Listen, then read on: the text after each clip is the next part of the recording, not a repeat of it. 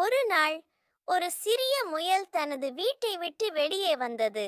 அது காட்டில் சுற்றி திரிந்து கொண்டிருந்த போது ஒரு அழகான வண்ணத்து பூச்சியை பார்த்தது.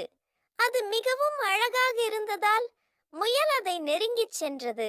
வண்ணத்து பூச்சி மெதுவாக பேசத் தொடங்கியது.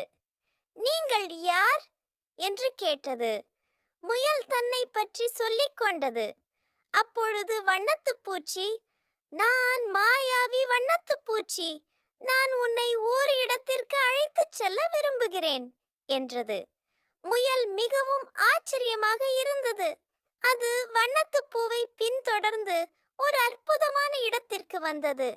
அங்கு பல வண்ண மலர்கள் பூத்திருந்தன. மரங்கள் பறவைகளின் இனிமையான குரல்களால் ஒலித்தன.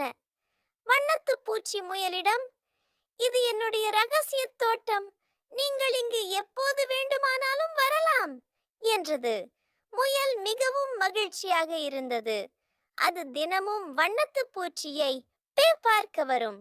அவை இணைந்து விளையாடி மகிழ்ந்தன.